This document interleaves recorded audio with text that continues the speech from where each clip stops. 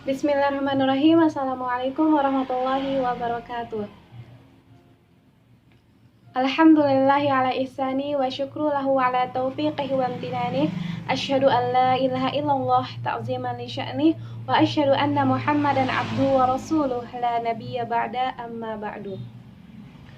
Pertama-tama marilah kita panjatkan puja serta puji syukur kita kehadirat Allah Subhanahu wa taala yang telah memberikan kita kesehatan sampai saat ini, kemudian kesempatan sehingga saya dan teman-teman saya dapat menyampaikan materi kami melalui video online ini. Kedua kalinya tak lupa pula kita layangkan salawat serta salam atas junjungan baginda Nabi Muhammad sallallahu alaihi wasallam. Allahumma sholli wa sallim wa barik alaihi. Baiklah, pada kesempatan yang berbahagia ini kami selaku kelompok 1 ingin menyampaikan materi psikologi pendidikan kami dengan tema pendekatan kognitif dan bahasa serta pemrosesan informasi dalam pendidikan. Assalamualaikum warahmatullahi wabarakatuh. Saya akan menjelaskan tentang perkembangan psikologi kognitif. Istilah kognitif berasal dari kata cognition yang padanya knowing, berarti mengetahui. Dalam arti yang luas, cognition atau kognisi ialah perolehan, penataan, dan penggunaan pengetahuan. Tenacier 1976. Dalam perkembangan selanjutnya, istilah kognitif menjadi populer sebagai salah satu domain atau wilayah atau ranah psikologis manusia yang meliputi setiap perilaku mental yang berhubungan dengan pemahaman, pertimbangan, pengolahan informasi, pemecahan masalah, kesengajaan, dan keyakinan. Ranah kejiwaan yang berpusat di otak ini juga berhubungan dengan konasi, kehendak atau afeksi atau perasaan yang bertalian dengan ranah rasa.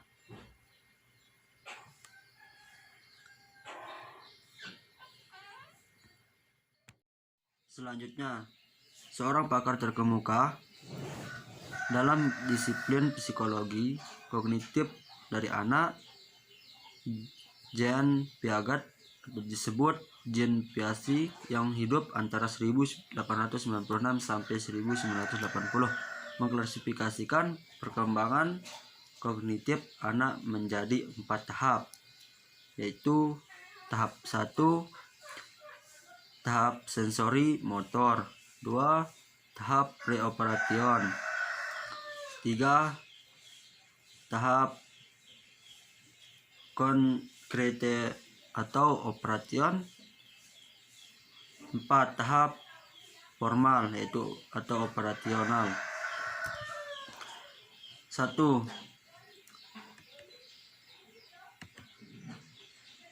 Tahap sensori motor yaitu perkembangan ranah kognitif yang terjadi pada usia 0 sampai 2 tahun.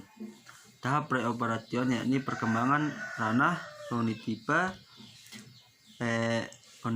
yang terjadi pada usia 2 sampai 7 tahun.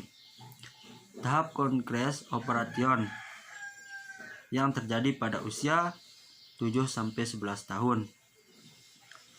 Tahap formal operation yakni perkembangan ranah kognitif yang terjadi pada usia 11 sampai 15 tahun. Derhal dan Bukatko 1985, Best 1989, Anderson yaitu 1990. Istilah-istilah khusus dan arti-arti yang berhubungan dengan proses perkembangan kognitif anak versi Piaget tersebut. 1. Sensori motor atau skema, yaitu skema sensori motor ialah sebuah atau serangkai perilaku terbuka yang terusun secara sistematis untuk merespon lingkungan, barang, orang, keadaan, kejadian. 2. 2. Kognitif skema. Kognitif skema. Skema kognitif ialah perilaku tertutup berupa tatanan langkah-langkah kognitif atau operasional yang berfungsi memahami apa yang tersirat atau penyimpulan lingkungan yang direspon. 3. Objek permanen atau ketetapan benda, yakni anggapan bahwa sebuah benda akan tetap ada walaupun telah ditinggalkan atau tidak dilihat lagi. 4. Assimilation, yaitu asimilasi, yakni proses aktif dalam menggunakan skema untuk merespon lingkungan. 2. Accommodation, yakni penyesuaian aplikasi skema yang cocok dengan lingkungan yang direspon. 6. Equilibrium, yaitu equilibrium, yakni keseimbangan antara skema yang digunakan dan lingkungan yang direspon sebagai hasil ketetapan akomodasi. Mungkin hanya ini yang dapat saya sampaikan. Assalamualaikum warahmatullahi wabarakatuh. Assalamualaikum warahmatullahi wabarakatuh. Alhamdulillah alladzi anzala ala 'abdihi al-kitaba wa lam yaj'al lahu iwaja. قيما لينذر بأسا شديدا من لدنه ويبشر المؤمنين الذين يعملون الصالحات أن لهم أجرا حسنا ماكثين فيه أبدا. اللهم صل على سيدنا محمد وعلى آل سيدنا Muhammad. Baiklah, saya berdiri di sini untuk menyampaikan sebagai pemateri kedua untuk menyampaikan materi saya yaitu mengenai perkembangan bahasa. Jadi bahasa merupakan faktor yang paling hakiki yang membedakan antara manusia dan hewan. Bahasa juga adalah karunia Allah Subhanahu wa taala yang diberikan kepada manusia sebagai yang dimana dengan bahasa tersebut ia bisa mengenal dirinya sendiri atau memahami dirinya sendiri, sesama manusia, alam dan penciptanya. Dan juga ia mampu memposisikan diri sebagai makhluk yang berbudaya dan mengembangkan budayanya. Jadi di dalam berbahasa itu sangat diharapkan seorang anak mampu memahami kemampuan yang berhubungan dengan pertama memahami ucapan atau makna yang dilontarkan oleh orang lain kepadanya. Yang kedua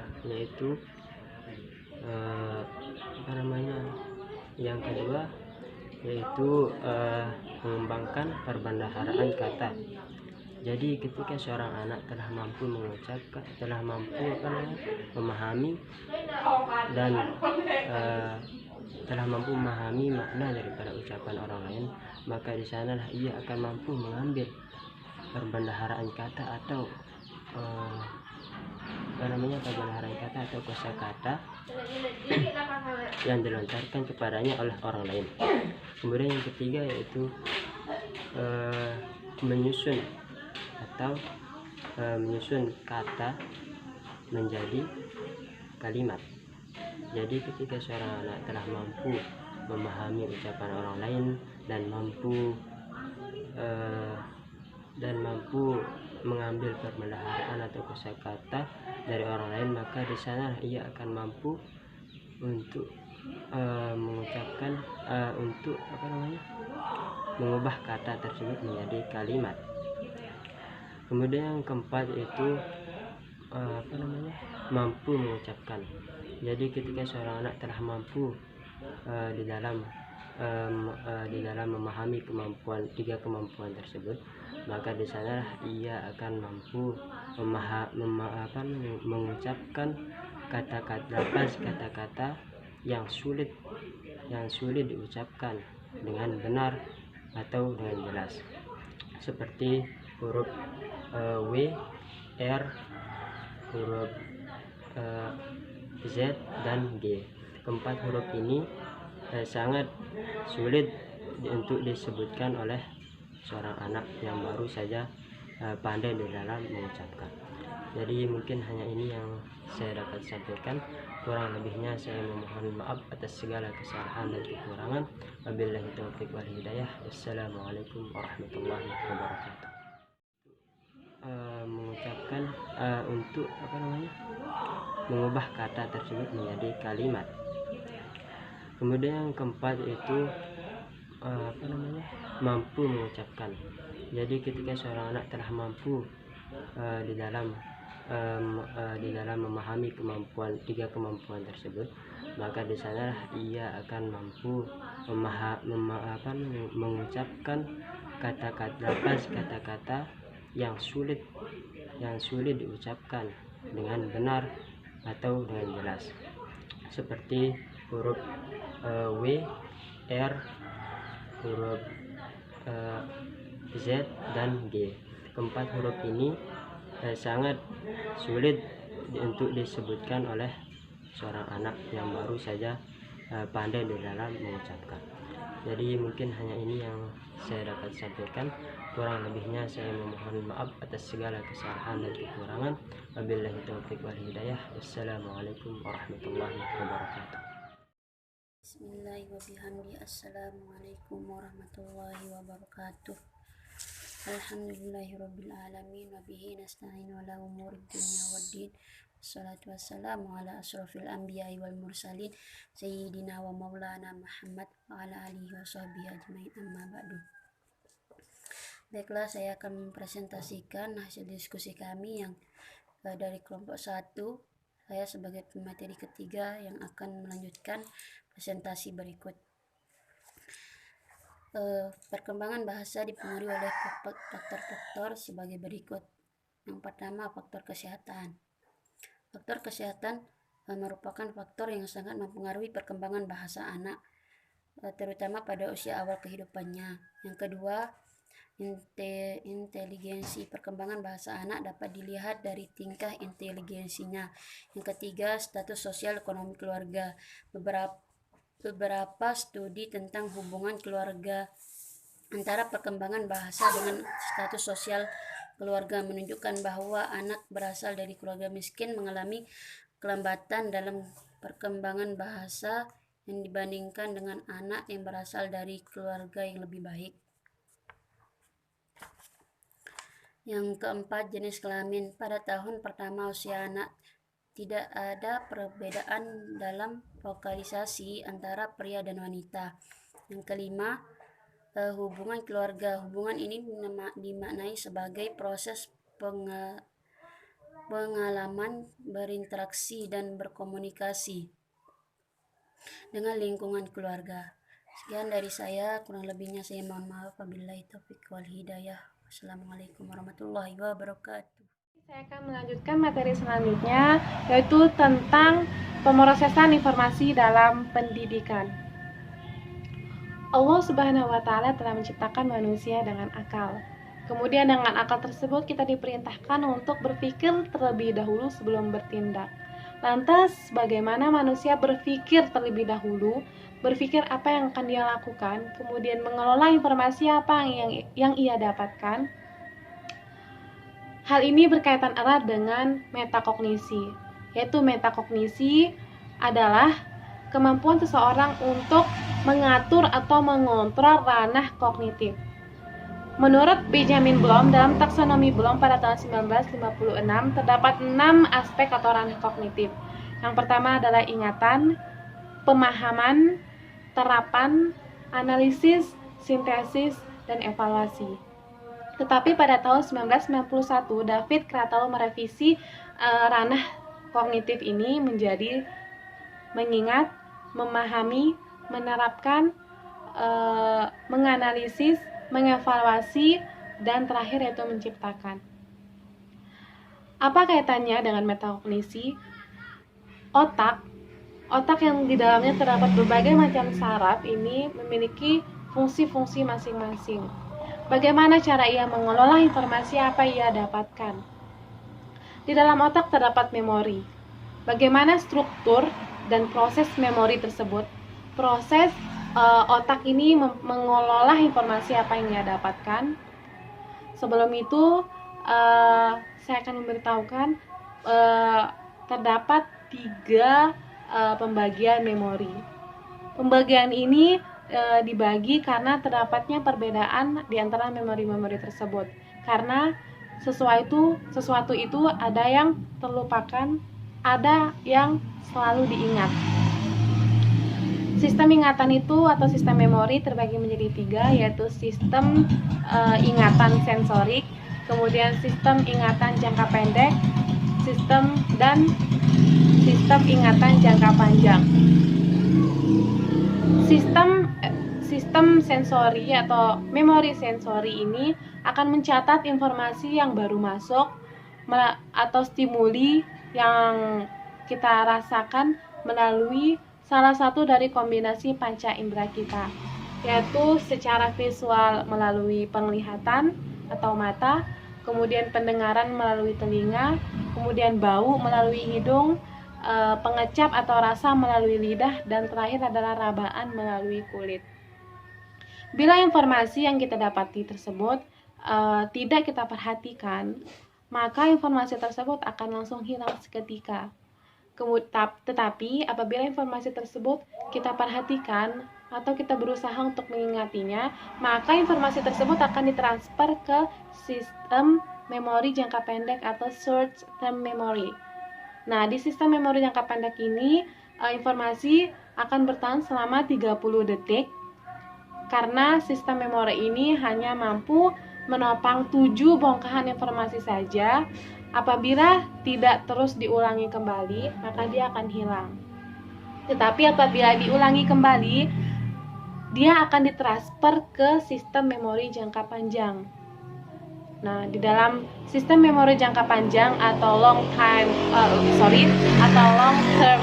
memory ini, dia akan tetap utuh. Selama pengulangannya kembali, dia akan tetap utuh. Tetapi apabila tidak terulang kembali, lama-kelamaan dia akan menghilang.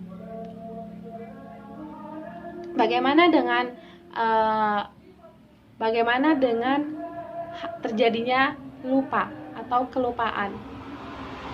Lupa yang terjadi di dalam otak itu karena berkas informasi itu hilang. Ada beberapa faktornya. Yang pertama yaitu displacement atau tergantinya informasi tersebut dengan informasi baru. Kemudian yang kedua itu ada interferensi. Interferensi itu ada 2, yaitu rekreatif, yaitu di mana informasi baru yang masuk mengganggu proses pemunculan kembali informasi yang sudah ada. Maka informasi yang sudah ada atau yang lama tersebut akan hilang atau terlupakan. Kemudian ada interferensi proaktif. Nah, di mana informasi lama yang telah ada ini mengganggu proses pemunculan informasi baru. Maka informasi yang baru yang seketika langsung muncul itu bakal hilang karena adanya memori-memori lama tersebut. Dari penjelasan ini kita dapat mengetahui bahwa pemrosesan informasi yang terjadi di dalam otak itu memiliki beberapa tahapan. Dari sistem sensorik, kemudian dia akan menuju ke short term memory, kemudian dia akan menuju long term memory. Jika informasi tersebut telah berada di dalam ingatan kita, maka tanggapan-tanggapan yang sesuai dengan informasi tersebut akan muncul. Mungkin hanya ini yang dapat saya sampaikan. Mohon maaf bila ada kekurangan. Mungkin hanya ini yang dapat saya sampaikan. Mohon maaf bila terdapat banyak kekurangan materi. Mohon maaf bila ada kesalahan kata, kesalahan perbuatan dan tindakan. Segala sesuatu yang benar datangnya dari Allah, dan semua yang salah datangnya semata-mata dari saya pribadi. Sekali lagi saya mohon maaf karena kita tidak mengetahui kapan ajal ini akan menjemput. dan kapan kita akan bertemu kembali. Saya mewakili kelompok saya undur diri. Wassalamualaikum warahmatullahi wabarakatuh.